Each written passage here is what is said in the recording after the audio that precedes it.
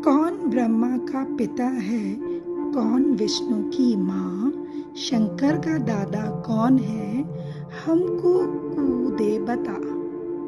यह जानने के लिए कृपया सुनिए जगत गुरु तत्वदर्शी संत रामपाल जी महाराज के अमृत वचन सभी धार्मिक पुस्तकों के आधार पर। सत कबीर की दया अत आदरणीय गरीबदास साहिब जी की अमृतवाणी मंगलाचरण। गरीब नमो नमो सत पुरुष को नमस्कार गुरु के नहीं, सुर नर मनजन साधुआ संतो सर्वस दे नहीं। सतगुरु साहेब संत सब दंडो तुम प्रणाम, आगे पीछे मध्य हुए तिनको जहाँ कुर्बान। नराकार निर्विषम काल जाल व बंधनम, निर्लेपम निज निर्गुणम अकल अनुबेशुंदनम। सोहम सुरति समाप्तम सकल समाना निर्तल, उज्ज्वल हिरंबर हर दमम बे परवा अथा है। वार पार नहीं मध्यतम, अनाहद मंत्र सुखसलाद मंत्र, अजोख मंत्र बेसुन मंत्र, निर्वाण मंत्र थीर है।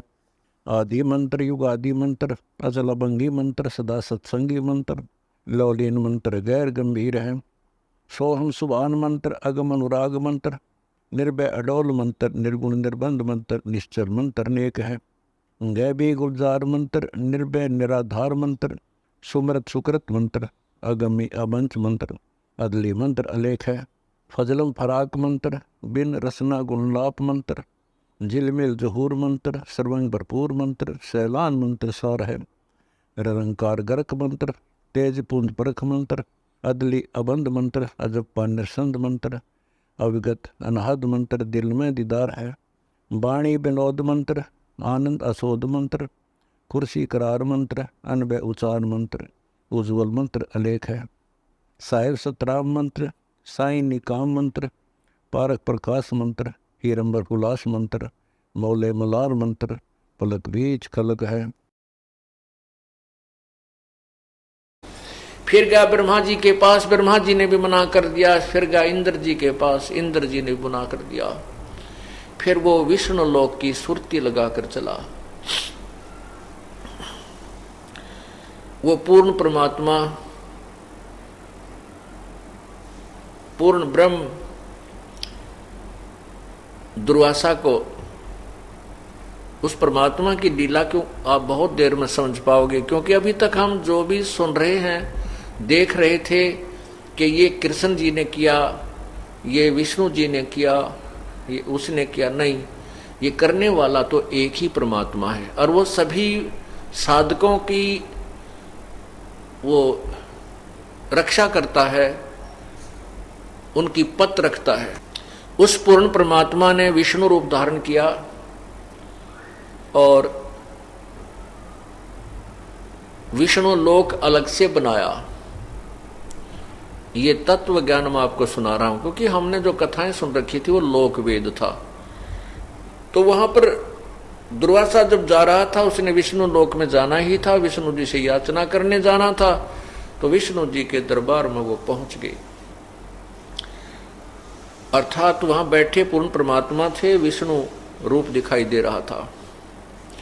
परमेश्वर कहते हैं, सो छल छिद्र मैं करूं अपने जन के काज, और हिरण्यकशिपु जो मार दूं मैं भी नरसिंह धर लूं साज। तो वहां पर 33 करोड़ देवता बैठे थे, 88,000 ऋषि विद्वान थे, दरबार लगा हुआ था। दुर्वासा जी इतने भयभीत थे कि जरा सी भी देरी होगी तो ये सुदर्शन चक्र तुझे मार डालेगा। पीछे देख रहा है और भाग रहा है, पीछे देख रहा का बहुत स्पीड खींच रहा है। जब दरबार में बढ़ा तो एकदम सभी की दृष्टि पड़ी कि दुर्वासा जी की ये हालत कैसे होगी। ये तो बहुत जबरदस्त तोब है, इसके सामने तो सभी कांपते थे, आज ये कैसे डरकर भागा हुआ है। तो सामने देखा तो चक्र सुदर्शन भी उसके पीछे पीछे आ रहा है। पूर्ण परमात्मा विष्णु रूप में विद्यमान थे और उस पूर्ण परमात्मा के सामने सुदर्शन चक्र 10 कदम दूर यानी 50 फुट की दूरी पर ऐसे खड़ा हो गया और नी लपटें ऐसे निकल रही थी। और दुर्वासा जी एक बार सुदर्शन चक्र को देख रहा था, दूसरी ओर विष्णु रूप में विराजमान परमात्मा को बंदगी कर रहा था, प्रार्थना कर रहा था कि मुझे बख्श दो।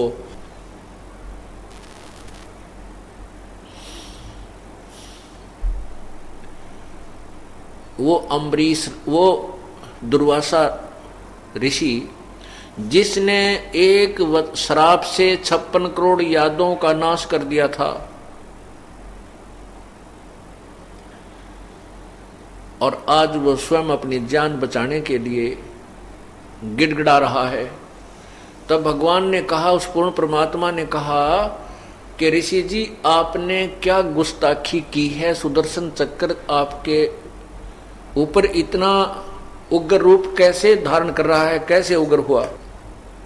तब दुर्वासा जी ने सारी कहानी बताई कि मैं राजा अम्बरीश के दरबार में गया था और मैंने उनको कहा था कि आप ये साधना ना कीजिए, ये साधना ठीक नहीं है, आप निराकार परमात्मा की निर्गुण साधना कीजिए। और मैंने उनके ऊपर सुदर्शन चक्र छोड़ दिया क्रोध में आके। तो भगवान ने कहा कि ऋषि जी तुम साधना नहीं कर रहे, आपने जो सिद्धियां प्राप्त की हैं इनके कारण तू मान बढ़ाई का भूखा है, और भक्ति मार्ग में जोर जबरदस्ती नहीं चलती। आपने उस महान आत्मा को, उस पुण्य आत्मा को नहीं डराना धमकाना चाहिए था। ये ज्ञान का मार्ग है, आप अपना ज्ञान दीजिए, उसको अच्छा लगे तो स्वीकार करेगा, नहीं अच्छा लगता तो नहीं करता। आपने जो बदतमीजी की है उसका परिणाम तुझे भोगना पड़ा है। अम्बरीश बहुत ही अच्छे भक्त हैं, उनके हृदय में दया है, विनम्रता है, आधीनी है, और तेरे अंदर ना दया है ना आधीनी है, और न ही तेरी भक्ति अम्बरीश जैसी है।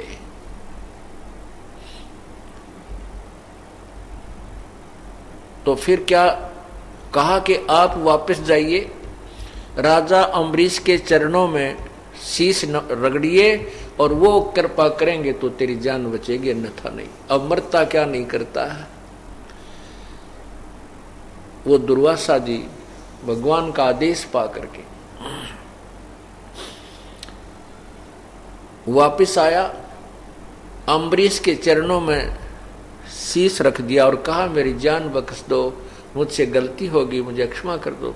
फिर भी वो महान आत्मा राजा अम्बरीश कहने लगा, हे रिसीवर मैंने कुछ नहीं किया, मैं तो आपका दास हूं, आपका किया हुआ ही आपको मिला है। और कहने लगे कि ये भक्ति का मार्ग है, इसमें अंडीपना नहीं चला है, इसमें आधीनी चलेगी। आप अभिमान में बहुत चूर हो गए थे, परमात्मा ने तेरे इस अभिमान का नाश करने के लिए ये सब लीला की है।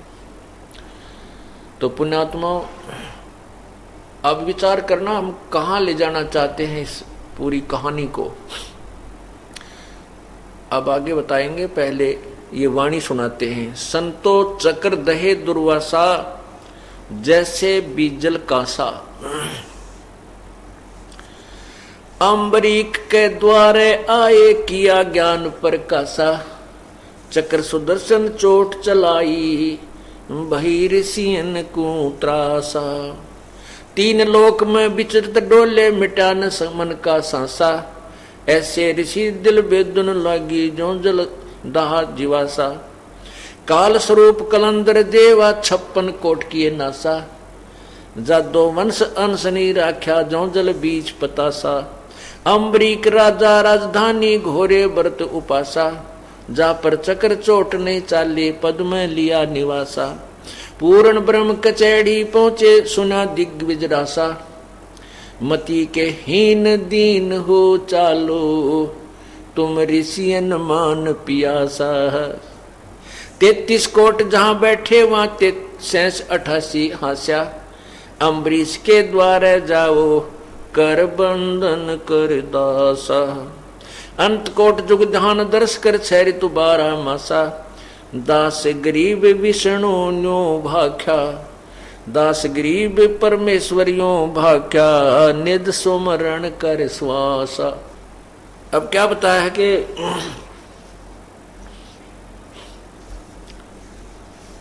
पूर्ण ब्रह्म कचैड़ी पहुंचे, फिर सुना दिग्विजय रासा, और परमात्मा ने बोले उस दुर्वासा जी को, मति के हीन दीन हो चालो, तुम ऋषियन मान पियासा। कि ऋषि जी तेरे अंदर भक्ति नहीं है, तू तो मान बढ़ाई का प्यासा है, तूने मान बढ़ाई की भूख है, तू भक्ति के निकट भी नहीं है। और हे मति के हीन मंदबुद्धि के व्यक्ति, दीन हो चालो। भक्ति में आधीनी सर्वप्रथम है। आधीनी के पास है ये पूर्ण ब्रह्म दयाल, मान बढ़ाई मारियो बेअदबी सिर काले। फिर क्या बताते हैं कि 33 कोट जहां ऋषि बैठे, 33 कोट जहां देवा बैठे, 88 हास्या। 33 करोड़ देवता बैठे नजर आ रहे थे और 88,000 वो ऋषि। जब दुर्वासा की ये दुर्गति देखी तो कहते हुए 88,000 ऋषि भी खूब जोर से हंसे। उसका जुलूस निकल रहा था राजा अम्बरीश के कारण दुर्वासा जी का। अम्बरीश के द्वारे जाओ कर बंधन कर दासा। राजा अम्बरीश के द्वारा जाके उसको हाथ जोड़कर आधिनी के से याचना कर, तब तेरी जान बख्शेगा। अंत कोट जुग ध्यान दर्श कर 6 ऋतु 12 मासा। कहते थे कितने युगांती तू साधना कर ले और कितने कठिन से कठिन भक्ति कर ले, लेकिन उस सत्य साधना के बिना तेरा छुटकारा नहीं।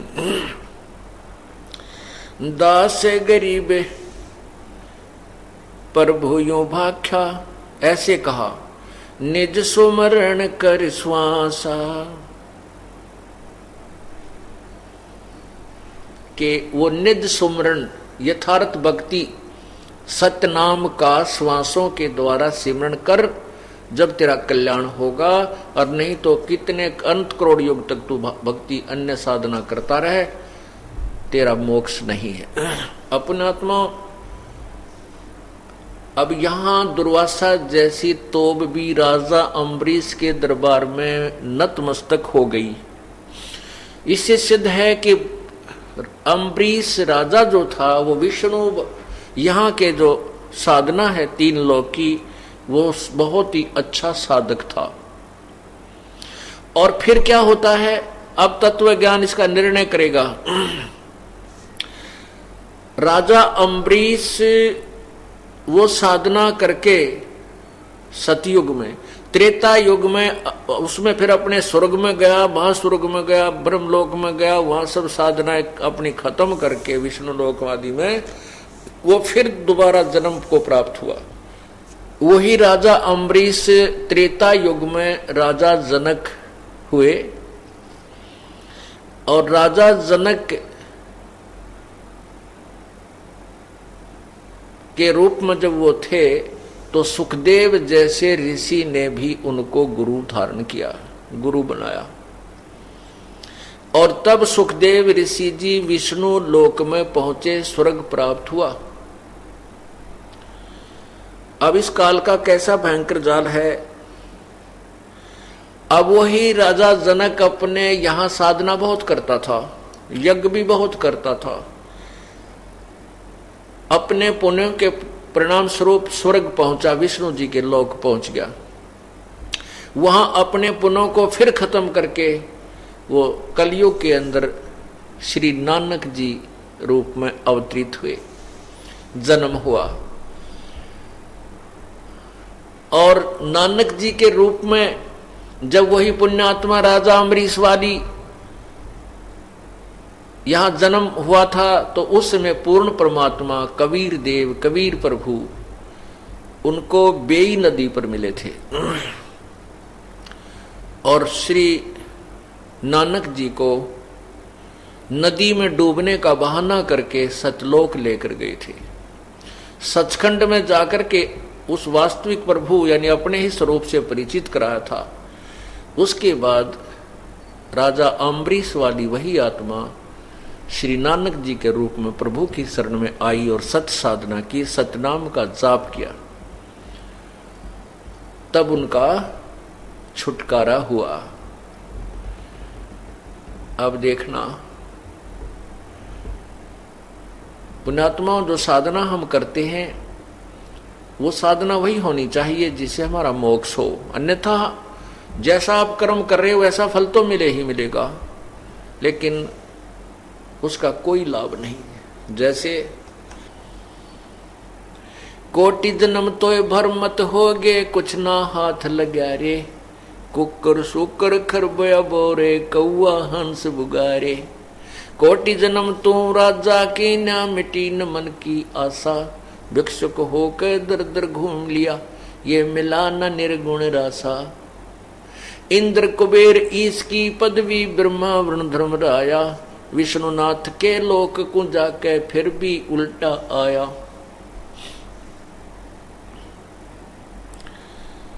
असंग जन्म तो मरत्या होगे, इंद्र कुबेर ईश की पदवी, ब्रह्मा वरुण धर्मराया, विश्वनाथ के पुर को जाके फिर अपूठा आया। असंग जन्म तो मरत्या होगे, जीवित क्यों न मरे रे, द्वादश कोट मधुमल महद मत बोरे, बहोर ना दे धर रे। दो जग भी सभी ते देखे, राजपाट के रसिया, तीन लोक से तरपत नाही, ये मन भोगी खसिया। सतगुर मिले तो इच्छा मेटे, पद मिल पदे समाना, चल हंसा उस लोक पठाऊं, जो आद अमर अस्थाना। चार मुक्ति जहां चंपी करती, चार मुक्ति जहां चंपी करती, माया होरी दासी, दास गरीब अभय पद पर से, वो मिले राम अविनाशी। अब देखो राजा अम्बरीश जैसी पुण्यात्मा कितनी अच्छी साधना करते थे और बहुत ही नेक आत्मा थे, राजा होते हुए भी, और परमात्मा की भक्ति में बहुत ज्यादा ध्यान था, बहुत पुण्य किए, यज्ञ की, उसका परिणाम मिला, अच्छा जन्म भी मिला, ऊपर अच्छे लोकों में भी रहे। फिर राजा जनक बने। राजा जनक अर्थात राजा भी हुए, भक्ति भी करते रहे, फिर स्वर्ग गए। स्वर्ग में अपने पुण्यों को क्षीण करके वो फिर क्या बने, एक सिंपल मैन, एक साधारण व्यक्ति का जन्म हुआ, श्री नानक जी। लेकिन उस समय वो जो यज्ञों का जो पुण्य था, जो साधना उन्होंने की हुई थी, वो अक्षीण हो चुका था। पहले हजारों की संख्या में, लाखों की संख्या में नौकर होते थे, सैनिक होते थे। राजा अम्बरीश वाली आत्मा अर्थात राजा जनक वाली आत्मा के साथ, गुरु नानक जी वाली आत्मा के साथ। अब पुनों के अक्षीण हो जाने के बाद श्री नानक जी स्वयं नौकर लगते हैं एक नवाब के मोदी खाने के अंदर।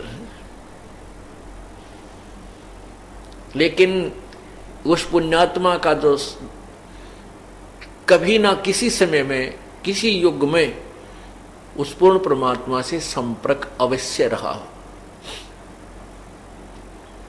और उस समय चाहे वो 1 वर्ष, 2 वर्ष, 3 वर्ष, 4 वर्ष प्रभु के चरणों में रह करके सत साधना अवश्य की हुई होती है, वही पुण्यात्मा आगे चल के प्रभु के चरणों में आता है।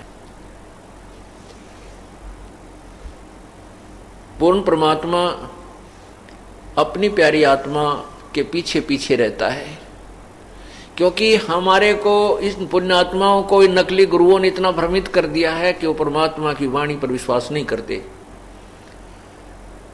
और परमात्मा क्या कहता है, जो जन मेरी शरण है, ताका हूं मैं दास, गैल गैल लाग्या फेरूं, जब तक धरणी आकाश।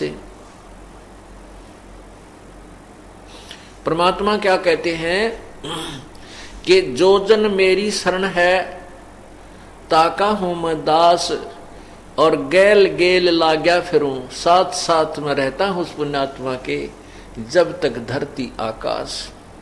जो बच्चा गौ की नजर में यूं साईं को संत, भक्तों के पीछे फिरे वो भक्त वत्सल भगवंत। वो पुण्यात्मा, वो परमात्मा उन पुण्यात्माओं के साथ साथ रहता है जो कभी उनके चरणों में रहे होते हैं। राजा अम्बरीश के परमात्मा चारों युगों में आते हैं। सतयुग में सत्सुकृत नाम होता है प्रभु का, त्रेता में मुनिंदर होता है, द्वापर में करुणा में नाम होता, कलयुग में कबीर देव, कबीर प्रभु ही उसका वास्तविक नाम जो है उसी से अवतरित होते हैं, प्रगट होते हैं। तो उन समयों में कभी न कभी किसी न किसी युग में राजा अम्बरीश वाली आत्मा अर्थात श्री नानक जी वाली आत्मा प्रभु के संग रही होगी। इसी कारण से उनको इस कलयुग में आकर के परमात्मा ने पुनः संभाला और उनको मोक्ष का अधिकारी बनाया। अब देख लो पुण्यात्माओं, जो आप अन्य साधना करते हो किसी भगवान की, विष्णु की, शिव जी की या निराकार भगवान मान का ब्रह्म की, ये मोक्षदायक नहीं है, जन्म मृत्यु का झंझट बनाया रहेगा आपको। तो इनको करो चाहे ना करो, ये तत्व ज्ञान के बाद ये करने को आपका दिल करेगा ही नहीं। क्यों नहीं करेगा? कहते कोट जन्म तन ब्रह्मत हो गए, कुछ ना हाथ लगे रे। राजा अम्बरीश होते हुए वो पुण्यात्मा कितने सतयुग में, फिर राजा सतयुग में तो वैसे ही आम व्यक्ति इतना सुखी होता है, कहना है कि राजा तो बहुत सुखी हो जाता है। और वो सुख भी ना रहा, पुण्य भी किए, फिर स्वर्ग गया, स्वर्ग में अपने पुण्यों को शेष वहां समाप्त किया, फिर राजा फेर बन गया, राजा जनक हुआ, सीता जी का पिताजी। और उसमें भी राजा के ठाठ कितने थे, बहुत सी ऐश्वर्य के साधन भी थे, लेकिन वो भी खत्म हो गए। फिर स्वर्ग गया, स्वर्ग से फिर अपने पुण्य खत्म करके फिर एक साधारण व्यक्ति के घर पे जन्म हुआ। वो पुण्य अक्षीण हो गए, ऊपर के लोकों में समाप्त हो गए। और फिर क्या हो गया? अगर उस समय परमात्मा ना मिलते तो नानक जी भी एक अपने उस जीवन को व्यर्थ करके फिर ना जाने कौन सी योनि में चले जाते। लेकिन नहीं, ये जो सतनाम आपको मिला है, सतनाम, और इस सतनाम को मिलने के उपरांत आपको सारनाम नहीं मिला और आपकी मृत्यु होगी। आपको न जाने कितने जन्म मनुष्य के मिल जाएंगे, मोक्ष नहीं है, मनुष्य के जन्म मिलेंगे, अच्छे से अच्छे जन्म मिलेंगे। और फिर आपके ये दोनों मंत्रों की कमाई जब समाप्त हो जाएगी, आप फिर सिंपल मैन बनोगे, साधारण व्यक्ति के घर में जन्म होगा। और उस समय ये दयालु परमात्मा फिर आपको अवश्य संभालेगा, आपको 84 लाख योनियों में नहीं जाने देगा, शीघ्र सी नहीं जाने देगा। यानी फिर हम बिल्कुल नहीं सुनेंगे, वो बात है अलग। तो पुण्यात्मा ये भी कच्चा काम रह जाएगा यदि सतनाम ही प्राप्त हो गया और आपकी मृत्यु होगी। सारनाम योग नहीं बने, नखरे करते रहे। अब क्या देखता है ये दास, नाम ले गया था जी पिछला महीने और नाम खंडित हो गया, पहला नाम लिया था दोबारा लूंगा। अच्छा भाई, क्योंकि पहले मंत्र वाला तो गलती कर सकता है, क्योंकि वो तो एकदम नया बच्चा होता है, पहली कक्षा का बालक होता है, हो जाता है खंड। लेकिन नहीं होना चाहिए, कोशिश करे कि जो काम करने लग गए उसको पूरा ही किया जाना चाहिए। तो फिर दोबारा उपदेश ले लेता है, फिर 4 महीने के बाद उसको सतनाम भी प्राप्त हो जाता है। सतनाम लेने के बाद फिर 6 महीने के बाद फिर कह जी नाम खंडित हो गया मेरा, तो ऐसा हो गया वैसा हो गया। अच्छा भाई, 1-2 साल के बाद फिर कहेगा जी मुझे शंका है, मेरा शायद नाम खंडित हो गया, और करे बिना रहता नहीं, आप गलती अवश्य कर देता है। तो पुण्यात्मा कोई बात नहीं, अब परमात्मा ने आपको पार करना है। ये अब बैन उठ गया है, कलयुग में ये समय आ गया है कि सभी प्राणी जो इस तत्व ज्ञान को ग्रहण करके इस मार्ग पर लग जाएंगे सभी पार हो जाएंगे। लेकिन पार होंगे वो जो बार बार ये अपने नाम को खंडित ना होने देंगे।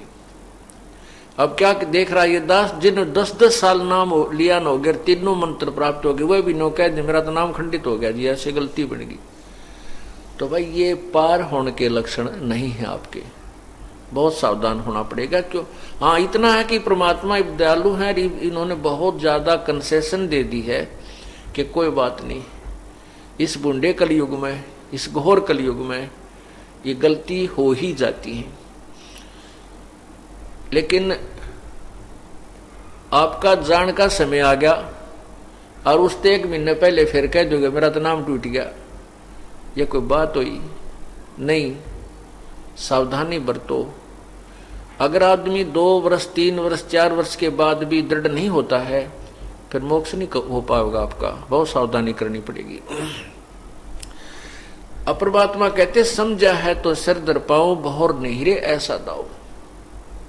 तो पुण्यात्मा जो ये दास आपको कह रहा है, फिर आपके साथ क्या होगा? जिनको सार नाम भी प्राप्त हो गया है उन गिल्ला के बनेगी, उनको और कुछ कंसेशन भगवान देगा, लेकिन मोक्ष नहीं होगा। ये मत समझना कि सार नाम मिल गया अब पार हो गए, नहीं, इसकी भी कमाई करनी पड़ेगी, आपने अंतिम श्वास तक करनी पड़ेगी।